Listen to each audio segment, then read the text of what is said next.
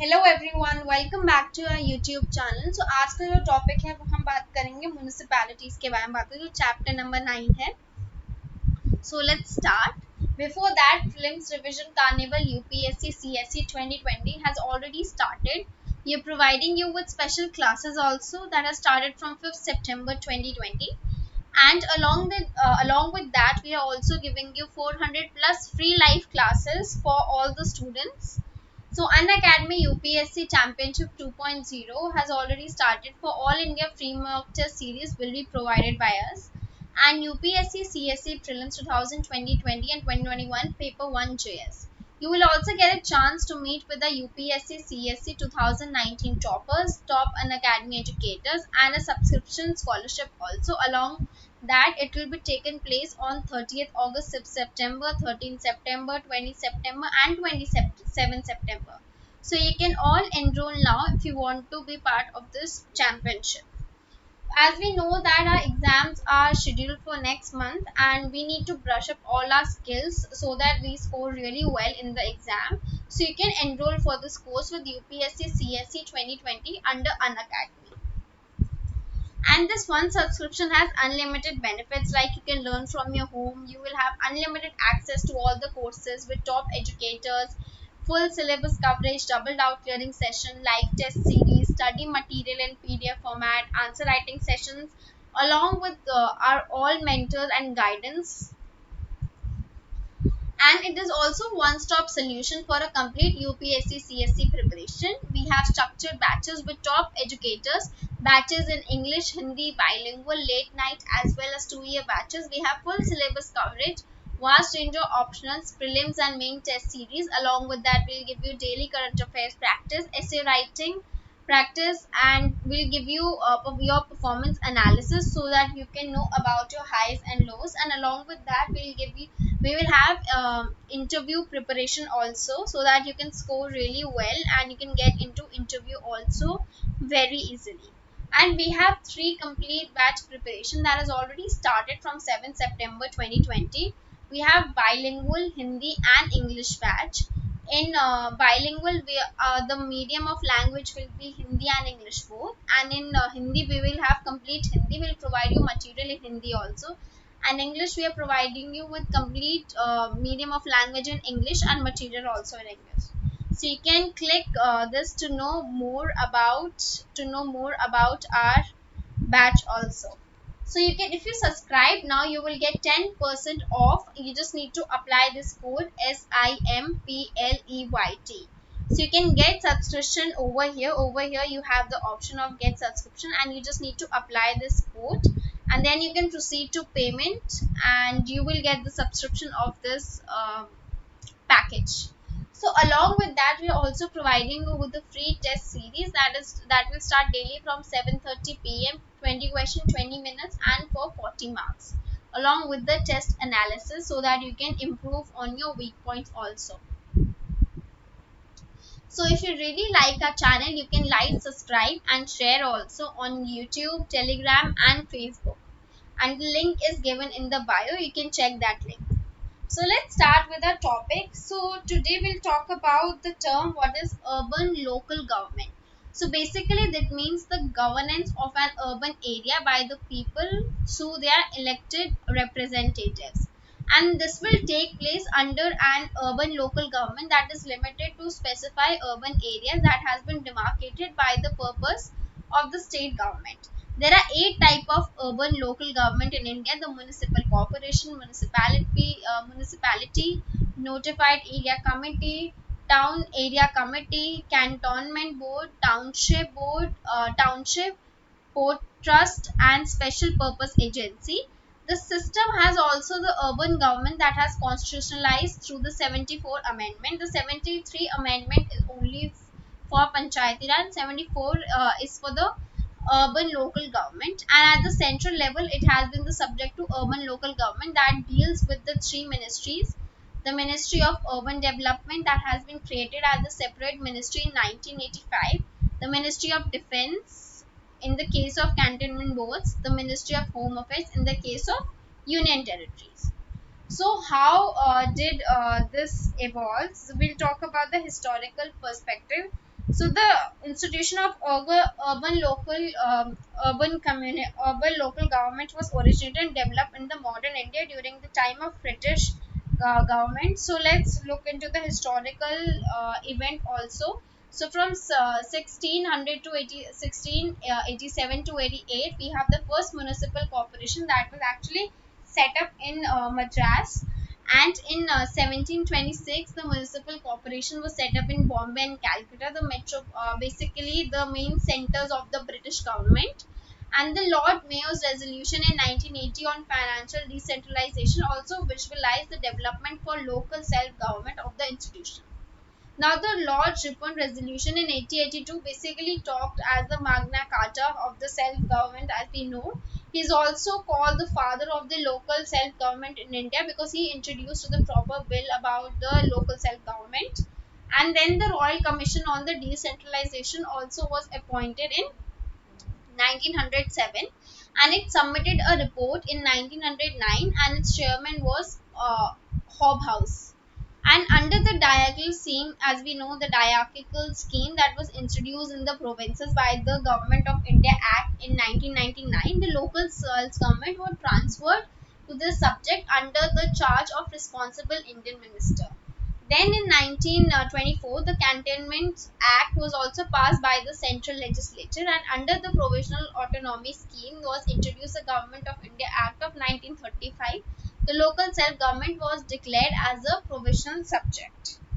So then we made various committees and commissions. So the committees and commissions were appointed by the Government of India. So the first was appointed in 1949. That was the Local Finance Inquiry Committee, and the chairperson was P.K. Wattle. And the second was in 1953 to 1954, the Taxation Inquiry Commission. Then we have in 1963 the Committee on Training of Municipal Employees. Then we have in 1963 to 1960 Rural Urban Relationship Committee. Then in 1963 we have Committee on Ministers of Augmentation of Financial Resources of Urban Local Bodies. Then we have committees like the Committee on Service Conditions of Municipal Employees, then Budgetary Reform and Municipal Administration, Study Group of Constitutional Powers and Laws of the Urban Local Bodies. And then we have in 1985 to 88 we have National Commission on Urbanization. So let's start with the constitutionalization. So basically in August 1989, under Rajiv Gandhi government, we introduced this bill, so 65th Amendment Constitutional Bill, that was known as the Nagarpalika Bill in the Lok Sabha. And this bill was aimed towards strengthening and revamping the municipal bodies by conferring to the constitutional status to them. Although this bill was not in the Lok Sabha, but then it was defeated in the Rajya Sabha. Sorry, although this bill was passed in Lok Sabha, but it was defeated in Rajya Sabha. As we all know, the Panchayati Raj Bill and the Urban Local Body Bill was defeated in October 1989, and hence it lapsed. Then the National Front government under the VP Singh also introduced this Nagarpalika bill in Lok Sabha again in September 1990, and however this bill was not passed because the government was lapsed again due to the dissolution in the Lok Sabha. Then the PV Narasimha Rao's government also introduced this bill in Municipalities Bill in the Lok Sabha in September 1991. So it finally emerged as a 74th Constitutional Amendment Act of 1992 that came into force in 1st June 1993. So basically this is how this bill came. Then let's talk about the 74th Amendment of 1992. So this act was a new part of the 9A of the Constitution, and it was entitled as we know, the title was the Municipalities, that basically consist of the various provisions written under Article 243P to 243 Z 243 ZG, and in addition to that, the article we can also add it in the 12th schedule. It deals on the constitution. This contains the 18 functional items of municipalities. It also deals with article 343 W. The act gave a constitutional status to the various municipalities, and it has brought them under the purview of that this is justiciable in nature. And in the other words, we can also understand that the state governments under the constitutional obligation needs to adopt this new system of municipalities in according to the provision of this act. This act aims to revitalize and strengthen the urban government so that they can function efficiently like the units of the local government. So now let's talk about the features. So basically there are three type of municipalities. So the act provides upon the three types of municipalities in every state. First is the Nagar Panchayat, and this is for the transitional areas or the areas of transition from rural to urban. Then we have municipal council. The municipal council is a smaller urban area. Then we have municipal corporation, which is used for the large urban areas.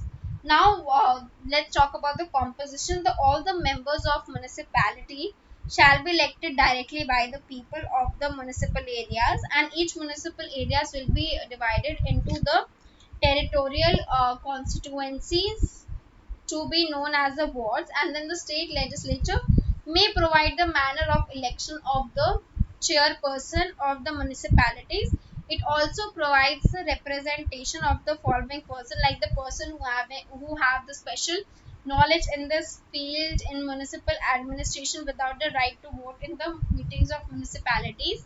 Then the members of Lok Sabha and the state legislative representing the constituencies and comprise wholly and partly of municipal areas.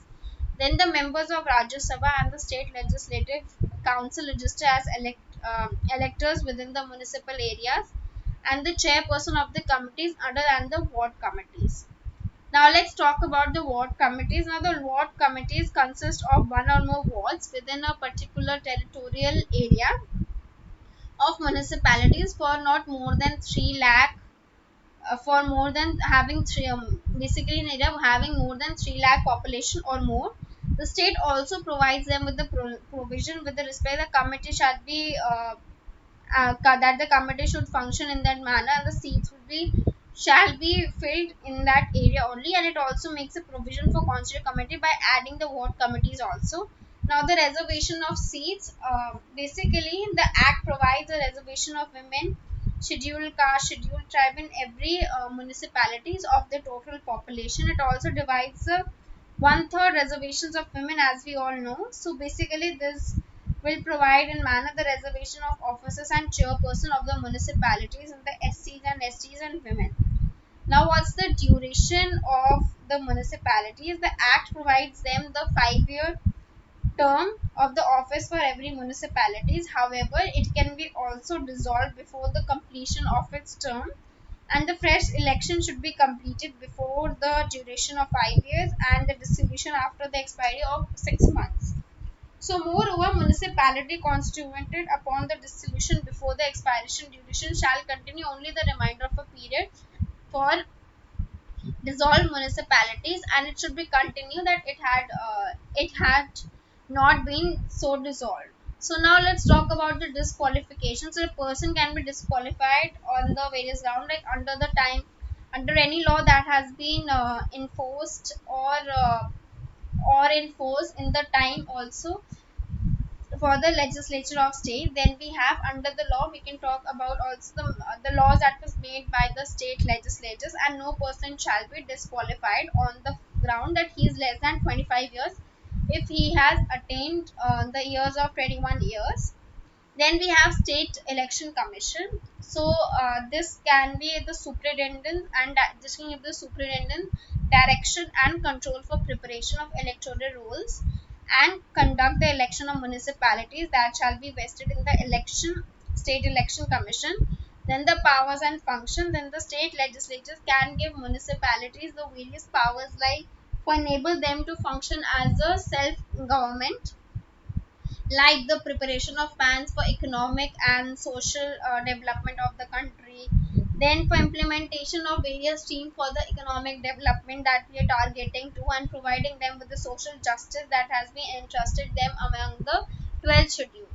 Now let's talk about the finances. The state legislature may authorize the municipality to levy, collect and appropriate taxes, duty, tolls and fees. It will also assign the municipality with the tax, duty, tolls that has been levied and collected by the state government, providing the grants in that has been made to the municipalities, provide them with constitution of funds by crediting monies in the municipalities. Now let's talk about the finance commission over here. The finance commission constitute of basically the which constitute for panchayat shall also be for 5 years, and the final municipal has been recommended following grounds like the distribution of the state and municipalities, then the determination of taxes and duties and tolls fees has been assigned to them, then the grants in aid that has been made to municipalities for consolidated fund of the state, then the measure that needs to improve for financial position and any other matter that has been referred in the government for the interest for their own interest. Now let's come on to the audit and audit of accounts.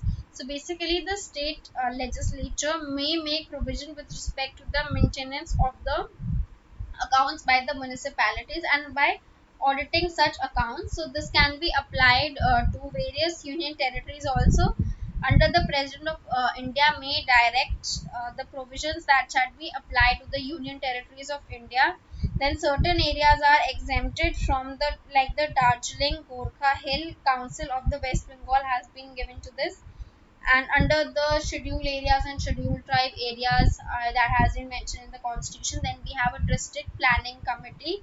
So every state shall have a district planning level committee. A district planning is basically consolidated the plans to basically to prepare for the panchayat and municipalities in their own district, and it will prepare a draft a development plan for the district as well, for the whole as a whole, and the state legislatures can make the composition of such committees can be, then the manner of elections that will take place within the committee, the functions and the manner of election of the chairperson, and all these things can come under the state legislature can take.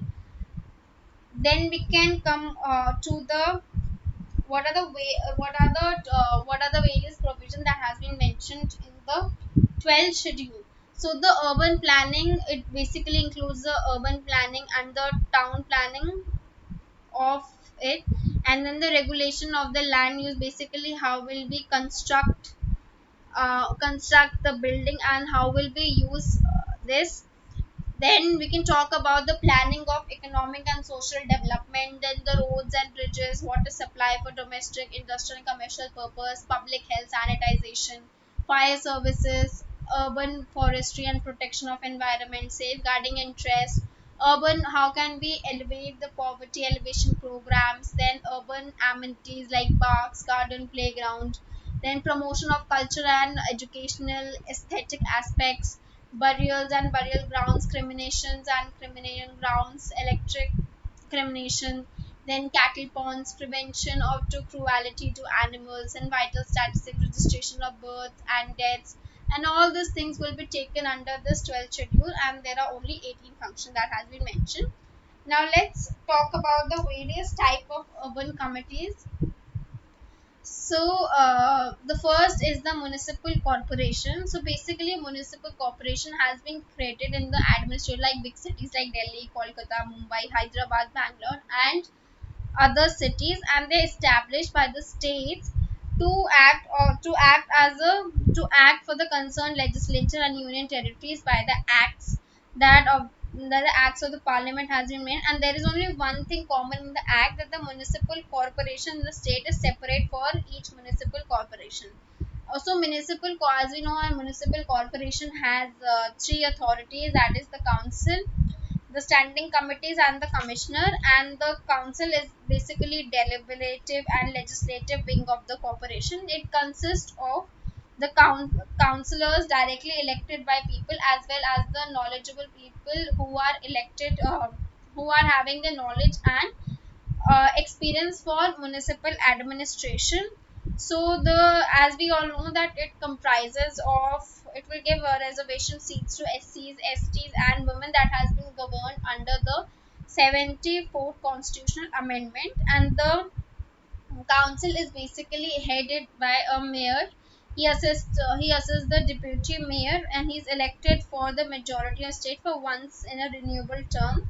The standing committee is also basically created to facilitate the working of the council, which is too large in size. It deals with public work, education, decision making, finance, and taxation also. Now let's talk about the municipalities. Municipalities are established for administration of towns and lower cities and smaller cities, and the corporations are set up in state by the acts of concern by the state legislatures and union territories of the act of the under the President of India. They are also known as the municipal council, committee, or board, or city municipality, or etc. Like municipal corporation, they also have three authorities: the council, the standing committee, and the chief executive officer. And the council is also deliberative and legislative wing of it consists of the councillor that are directly elected by the people. And next come on to the third, the notified area committee. This is created for the administration of two types of area: the fast developing a town due to industrialization, and the town which does not get to fulfill the basic necessary that has been mentioned in the municipalities. So since the established has been done under the government, so it notified the area of committee, and through which the functions could be provided or could be function for the state municipal. Not only this provision that apply in this act, unlike any other municipal body, it is entirely a nominated body. That is that all the members of the notified area committee, including the chairperson, and the chairperson is nominated by the state government, and this is neither an elective body nor a statutory body. Now let's come on to the town area committee. Now the town area committee is basically set up for the administration of the small town, and it is a semi municipal authority that is entrusted for a limited number of civic functions like drainage, roads, street lighting, conservancy, and etc. Basically it is created for the separate act of the state legislature. Now let's come on to the cantonment board. Cantonment board is basically established under municipal administration for the civil population of the cantonment area. It is set up under the provision of cantonment areas of 2006, a legislation that has been enacted by the central government, and it works under the administration of the defense ministry of the central government.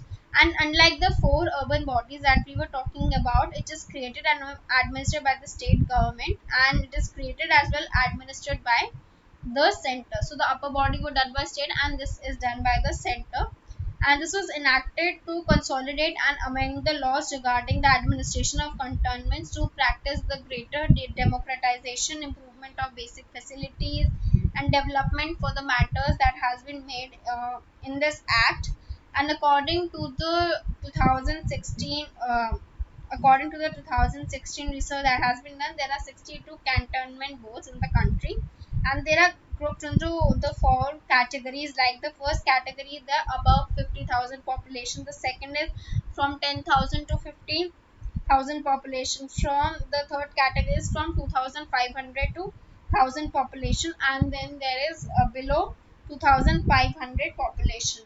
Now let's talk about the township. So this is basically the urban government that has been established for the large public enterprises to provide the civic amenities to its staff, workers, and who live in the housing colonies that has been built near the plant. And the enterprise appoints a town administrator to look into matters of all the township that is there. He assisted by some of the engineers or other technical and non-technical staff. This is basically has no elected members, and in fact it is a extension of the all the bureaucratic structure that has been given. Now let's talk about the port trust. The port trust is basically in Mumbai, Kolkata, Chennai, and so on, and it has been created for the two purpose: one, to manage and protect the ports, and second, to provide them with the civic amenity. So it was created by an act of parliament, and it consists of both elected and nominated members, and its chairman is also an official, and the civic function are more or less or same like municipalities. Now let's come on to the special purpose agency.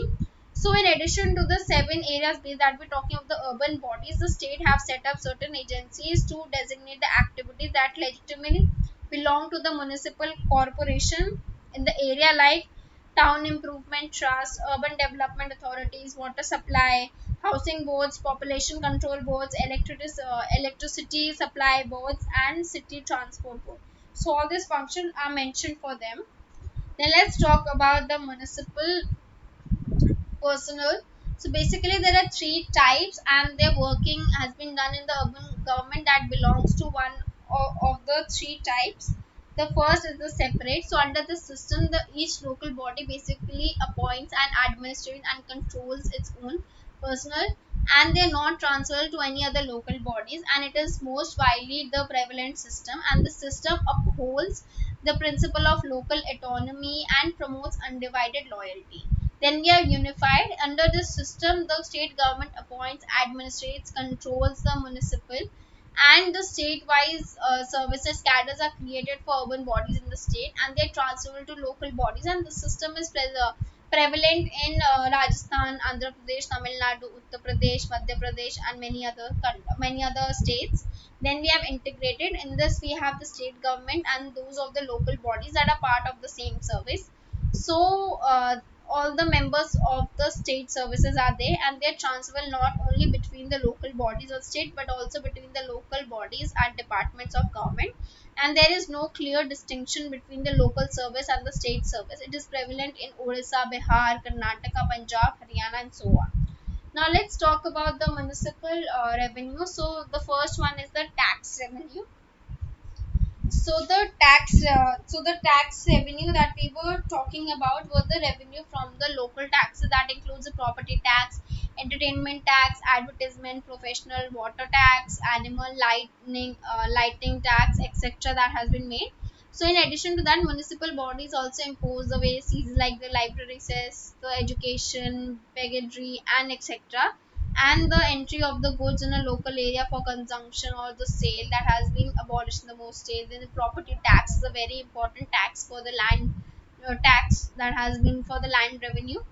And the non-tax revenue that has been like the rent on municipal properties, fee charges, royalty profits, and the interest that has been made, and the user charges, that the water charges, sanitation charges, sewer charges that has been made. The grant is also include the grants given to the municipal bodies like the central and the government that has been taking place. Then the devolution, it consists of all the transfer of funds to all the local bodies. For the state, transfer and devolution has been made on the basis of recommendation of the State Finance Commission. Then the loans, the urban local body raise the loans to a state government as well as the financial institution to meet the capital expenditure that has been taken place.